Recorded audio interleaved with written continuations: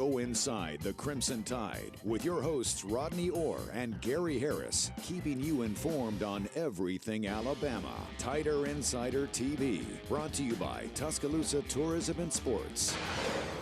And good evening, everybody, and welcome in to another edition of Tider Insider TV, brought to you by Tuscaloosa Tourism and Sports, alongside Rodney Orr from TiderInsider.com. I'm WVUA 23 Sports Director Gary Harris, and again, it's Tuscaloosa Tourism and Sports, and they give us these great tumblers that we can keep our favorite beverage in, which happens to be ice-cold water tonight, Rodney, which is good for the two of us. Well, Rodney, there was no sign of a Texas A&M hangover against Mississippi State this past Saturday night in Starkville. Alabama got off to a quick start. Mississippi State played catch-up all night. Unfortunately for the Bulldogs, they could not catch up, and Alabama wins this one going away 49-9. And while the defense had not had its best performance against A&M, this performance resembled the effort against Ole Miss a couple weeks before. Alabama holding the air raid offense to 299 total yards of offense, 3 interceptions, including that pick six right there. And Battle had that one. And Alabama, Rodney, on defense, Josh Jobe got a pick, Jordan Battle the pick six, 7 sacks, 4 of them by the cyborg Will Anderson Jr. This Alabama defense is such a head-scratcher because just when you're ready to count them out and say what's wrong with them, they come up with a performance like this. Yeah, Gary played a great game, obviously. Started off on that first possession with Jobe's interception there. That kind of set the tone. Again, you talked about it. Negative 1 yard rushing for the game for Mississippi State, 299 passing, the sacks that you mentioned, the pressure, the red zone defense. Gary only giving up 3 field goals. So I thought defensively they played extremely well, offensively as well, over 500 yards. Once again, there you see Jamison Williams continues to provide big plays offensively. And I thought John Mechie, his numbers 7 for 117 were great, but I'm talking about just the way he played, Gary. He took it to another level. This was by far his best game of the year, in my opinion. Yeah, this offense is clicking. Bryce Young is a Heisman candidate. There's no doubt. 20 of 28, 348, 4 touchdowns, no picks. Brian Robinson continues to get it done, scoring touchdowns like crazy. Roydell Williams looked good. And on defense, a little more about Will Anderson Jr., because he's been compared to some of the greats in Alabama football history, the Derek Thomases, the Cornelius Bennett's, the Keith McCants, the E.J. Juniors, and I've said, a little early, but he had one of those type games. He joins Leroy Cook and DT as the only players in Alabama football history to have at least 4 sacks in a game, and he was unblockable, could have easily had 5 or 6 sacks. So defense is a team, deal just like the offense, but you need great players that stand up in big games. He's been a vocal leader off the field and a leader by the way he's played on the field. Really stepped up, Gary. Wore out Scott Lashley, yeah, former Alabama player. Yeah. All right, Rod, let's keep it going. Everything going well for Alabama against Mississippi State on both sides of the ball. And let's now, though, focus on the offense. We talked about Will Anderson, gave out some numbers on the offense. What was your biggest takeaway? Offense did everything well, over 500 yards of offense and 49 points, but anything that stood out to you? Well, I thought Bryce Young, once again, Gary, under pressure, delivered some throws with guys right in his face. His poise is unbelievable. Here it is right here to John Mechie. And again, I thought Mechie, just the way he played, his body language, everything about him was so much better, I thought, in this game.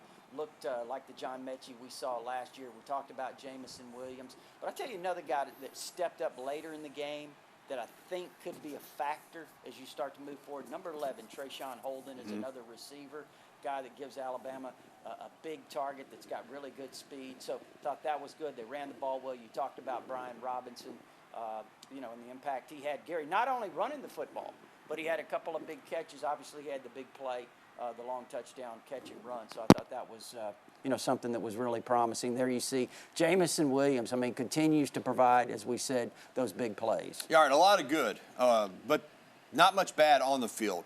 But after the game, you mentioned Holden, one of the young wide receivers, where another one of the young wide receivers, I.J. Hall, is not playing much. And he took to social media on Twitter after the game and said, calling it quits real quickly. He took it down. He's been at practice. He's working with the team. Coach Saban commented on the situation saying, quote, there are players with talent, but they need to know how to use it, unquote. And following the game, here's what Alabama wide receiver John Mechie had to say about the situation. Yeah, I mean, I haven't really been on my phone, so I haven't seen anything or heard anything. But I think it's just, it's just the process of being here. I remember what it was like as a freshman, so it's just, I guess my words of encouragement would just be, it's a process, and we got to keep going. Yeah, Rod, it's happened. He's not the first. And I said this to you on my radio show yesterday. It wasn't that long ago. Players got frustrated. They might say something to their family member or a friend, but they couldn't run out and put it out on a platform where thousands, millions of people could see it. He took it down quickly. He's a very talented player. A lot of these guys come in here, and they want to play right away. It is a process, and there's a lot that goes into getting on the field. Hopefully, he'll stick with it. I think if he does, his time will come.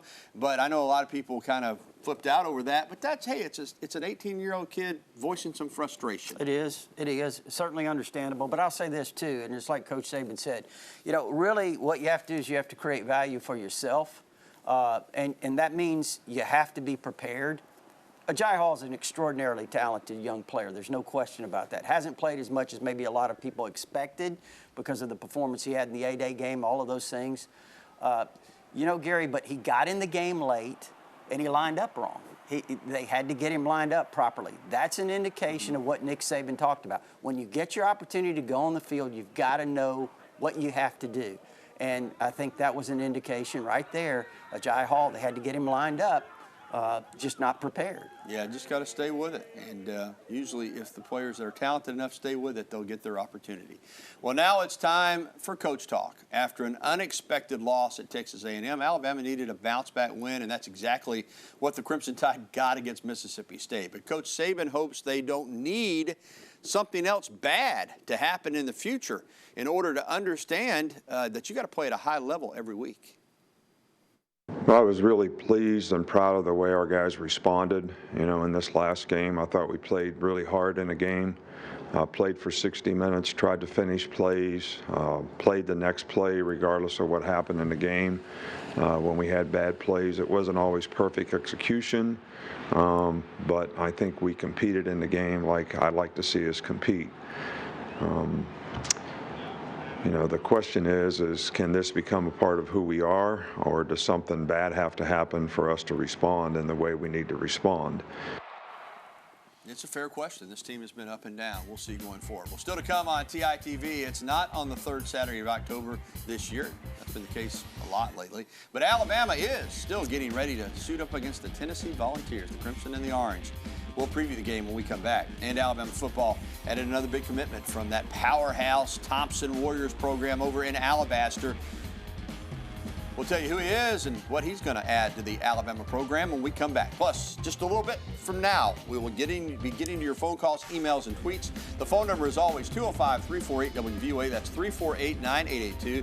Email us at the address on your screen, or you can tweet at us using the hashtag TITV. We'll be right back with the show that takes you inside the Crimson Tide, the one, the only award-winning Tider Insider TV. And welcome back to TITV, brought to you by Tuscaloosa Tourism and Sports. Alongside Rodney Orr, I'm Gary Harris. Well, when you debate who is Alabama's biggest rival, there's many fans that will still point to Tennessee. Now, they may be the older generation. I think most of the younger fans think of Auburn or LSU, maybe even Georgia. But if this is a great rivalry, it's more because of tradition and not the current state of the rivalry, because Alabama's won 14 straight games against the Vols. The last Tennessee win in the series was in 2006, the season before Nick Saban came to Tuscaloosa. And Tennessee, though, has had a little bit of a resurgence this year. I know they're just 4-3, but the offense has been electric, and they had a chance to beat Ole Miss on Saturday night in Lane Kiffin's return to Tennessee as the head coach of the Ole Miss Rebels. But this one turned ugly when some Tennessee fans, unhappy with officiating calls and with Ole Miss, as they put it, faking injuries, decided to throw all kinds of debris on the field. The game was actually delayed for about 20 minutes while this happened. It was a bad look for the Tennessee fan base, that's for sure. Now, Tennessee may not have starting quarterback Hendon Hooker against Alabama. He appeared to injure his lower right leg against Ole Miss, but Vols head coach Josh Heupel seemed optimistic that it's not a long-term injury. Hooker's status for this week will be based on how much he's able to practice this week. So, Roddy, this is a team in Tennessee that has fallen on hard times the last 15 years. There's no other way around it. I mean, they've been through, since Phil Fulmer, they've been through Butch Jones. They've been through Derek Dooley, Butch Jones, Help me out Jeremy here. Pruitt. Jeremy Pruitt. And now Josh Heupel here, and Alabama has dominated them. But, again, for fans that have been around for a while, you don't have to go back that far, late 90s, early 2000s, to when Tennessee dominated this rivalry. Philip Fulmer had the upper hand and let Alabama fans know about it on almost a yearly basis. So I think that has continued to fuel this rivalry, even though Alabama has dominated since Nick Saban's been here. Yeah, it certainly does continue to fuel it, Gary. But look, this team under Jeff Heupel, he's done a tremendous job because, listen, they lost a lot of players transferred out. One of their best players defensively now at Alabama, Henry To'oTo'o. This is a Tennessee team right now. You look at the numbers, they're 4-3. They're averaging 39 points a game. They're dramatically better offensively than they were last year. Heupel doing a tremendous job. You mentioned Hendon Hooker. He's come in relief of Joe Milton. He's done a fabulous job. Gary, 14 touchdown passes, only 1 interception. So he's done a really good job. Joe Milton, on the other hand, if he has to play in this game, he's a very good runner, big physical guy. Both these guys, big physical players. But Milton's a really good runner, but a 45% passer. He's struggled a little bit in that regard. But this Tennessee team, again, they can put up some points. They're better defensively. They're only giving up 22 a game. So I think really all around, this is a team that's much improved. The biggest thing for Tennessee, Rod, is that seeing it, Ole Miss notwithstanding, the fan base is excited and seem to be on the same page. I think Fulmer's out of there. That's probably a good thing. It didn't work with Jeremy Pruitt. That was just a bad fit. But Heupel plays exciting football, and he seems to have had a calming influence on the fan base. They genuinely seem excited for the first time in a long time with their head coach. They really do. And, again, I think it's because they're confident. They think they have an opportunity to win games. Like I said, they're 4-3. Again, they handled Missouri really well. They scored 62 points in that game. They handled South Carolina pretty well. Again, Missouri and South Carolina aren't really that good of teams in terms of the competition, but for Tennessee to win those games handily, this is something they were struggling with over the last few years. So, they've made a tremendous amount of improvement, and they're a threat because of the fact that they can score points. They're a threat in every game. Yeah, all those coaches that have been through since Fulmer are left out. Lane Kiffin, that's really what started all this. 2009, he left them after just 1 year, and it's been downhill ever since. All right, on the recruiting scene, Alabama has struck again.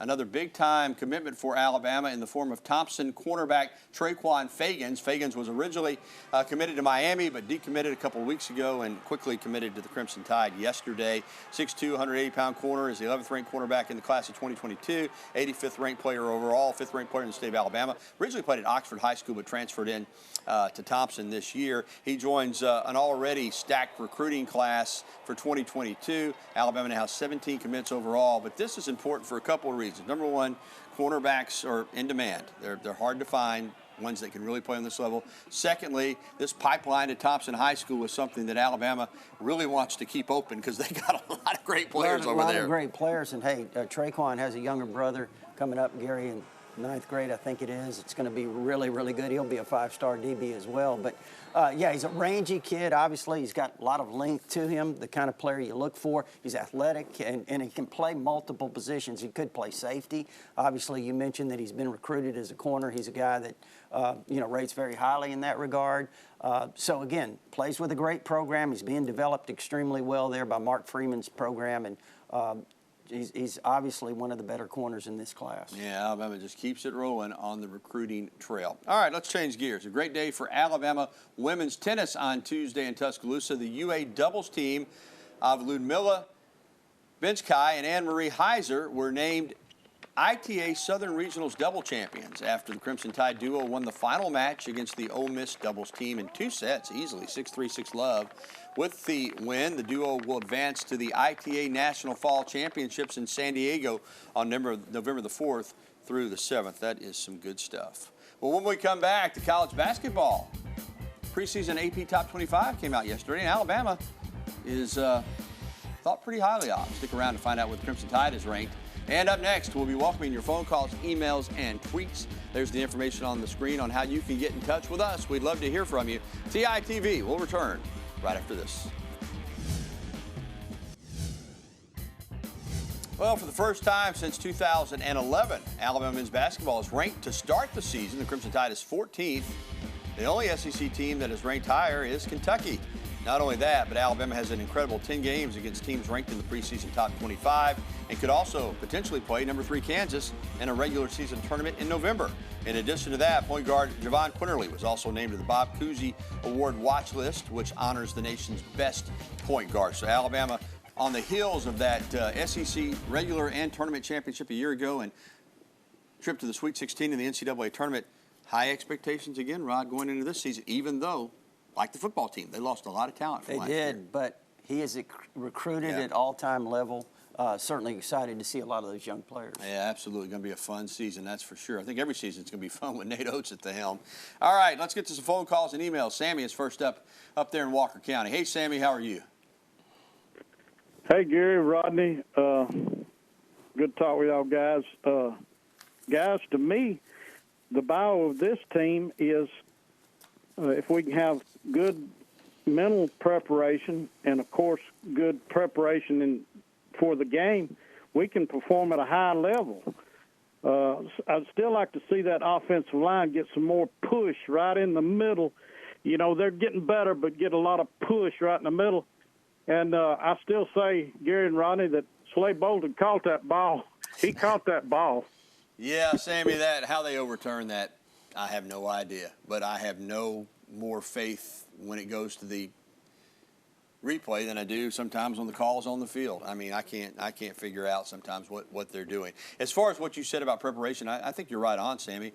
Rodney, I look at this Alabama team, and they're good enough to beat anybody on their schedule, and we're plenty good enough to beat A&M. But apparently that week, after that impressive performance against Ole Miss, they didn't have the type of preparation that they need. And I say this often, and you do too, that Alabama is, you know, if you play well and Alabama plays well, there's very few teams that can beat Alabama. But when you don't play your best, and a team like A&M plays great, you can lose the game. And I think that starts with how you prepare and practice, and that'll be the case this week too. You can't lollygag during the week and expect to go out and play great on Saturday. And we talked about it in the preview of the Texas A&M game. We said, will this Alabama team show the maturity coming off a big win? You know, a lot of publicity, a lot of emotion in that game. You know, a lot of people talking about Alabama now as a team that can anybody beat them and all of these things. So there's a lot of distraction. Nick Saban talks about rat poison, and you wonder, you know, is this a team that can overcome, you know, in terms of the youth and the inexperience that they have and show some maturity? And, you know, obviously they didn't in that game. But listen, the way they bounced back against Mississippi State, that was a strong bounce-back game. And certainly this is another opportunity to take another step against Tennessee this coming Saturday. All right, thanks for that phone call, Sammy. More phone calls and emails and tweets when we come back to this edition of TITV. It's Tennessee Week in Tuscaloosa. Monday Night Football, and the Titans stunned the Bills last night in Nashville, 34-31. It was a fourth down stop that preserved the win, but that's the man right there. Derrick Henry, he's one of the all-time greats. I'm telling you, he's doing things that you know, Jim Brown, Eric Dickerson, Barry Sanders, LaDainian Tomlinson, Emmitt Smith, those kind of guys are doing. Last night, 143 yards rushing, 3 touchdowns. He's just phenomenal. Titans get a big win, and Derrick Henry, former Bama Heisman Trophy winner, is the man. All right, welcome back into TITV. Let's get right back to the phone lines. Our pal Reg over in Birmingham is with us. Hey, Reg. Gentlemen, Jerome Neyland used to say, you never know what kind of man you are until you've played Alabama. Well, the same thing goes for Alabama playing Tennessee. This is the game, the one that hits the hardest, the one that runs the ball, the one that plays defense will win the game. You can't go by what they do against Mississippi State or Ole Miss. That game, all other games are thrown out the window. You better be on your toes for a hard-hitting game. Thank you. Thank you, Reg. Yeah, I agree. Tennessee's going to bring it. I mean, they've got, you know, they got nothing to lose. They're 25-point underdogs, but they're an improved football team with a good coach. They play fast, and you know, I think they feel like they can come in here and be competitive. Well, I think Reg went to Tennessee, but he's a Bama guy through and through. But he's right. Jawbone football is what Keith Jackson used to call it when Alabama and Tennessee would play. And Reg remembers some of those games. Yeah. And, you're certainly right, Reg. That's the tradition of this rivalry. All right, let's get to an email real quick, Rod. This is from Bill in Pensacola. The NCAA approving scholarships increase, adding 7 additional signees in 2022. How does that work? Well, look, and a lot of people have asked, does this mean they can sign 7 more high school players? No, really what it is first of all, you have an 85 limit, right. So you can't have over 85. You can replace up to 7 players that transfer with transfers. So there you go. Yeah. I mean, you can sign your limit high school players if you have some players transfer helps you out. if you get hit in the portal. Exactly. Yeah, and that's a great rule because teams will lose players to the portal, and now you can replace them. All right, when we come back, thanks for the phone calls and emails, by the way, our picks for who will be smoking the victory cigar. It's homecoming for Alabama this weekend, too, against Tennessee. Do you ever think you see Tennessee as a homecoming opponent? We'll be back after this. All right, welcome back to TITV. Rodney, it's been a long time since Tennessee's won in this rivalry. Can you believe 2006, Mike Shula's last season since they smoked a victory cigar? How do you see it this Saturday? Well, let's hope it's 15 more years at least, okay? Look, I think Tennessee's a much improved football team, obviously. I think Jeff Heupel, as I've said, he's done a tremendous job. Really kind of rejuvenating them this season. I think offensively, they're a threat because they can score points. The question to me is, will Hendon Hooker play? And if he is, how effective can he be with that injury? If he plays, I think they've got a chance to put up some points. But, Gary, I really look at this Alabama team. I think they're going to take the next step from what they did in Starkville. I look for Alabama to win this game. I think I picked it, 38-17. There you go. Well, I have not been great picking Alabama games. That's just the truth. I picked them to go down to Florida and cover the point spread. Not that matters. They won the game, but they didn't. Against Ole Miss, I was really, really nervous. They had their best game of the year. Against A&M, I was really confident, and they struggled and lost the game. And then last week, I picked them to win by 11, and they won by 40. So I'm having a hard time getting a feel for this team. But I tell you what, Alabama at home, I think they're finally starting to click on both sides of the ball and in the kicking game. To me, that spells a game in which Alabama runs away. Now, it may not be a blowout at first, but I think over time, Alabama wears Tennessee down and winds up winning at 45-19. We'll Sounds see good. on Saturday night. All right, thanks for tuning in for Tider Insider TV, presented by Tuscaloosa Tourism and Sports. Replay tonight at 10:30, anytime at WVOA23.com. For Rodney Orr, I'm Gary Harris. Good night.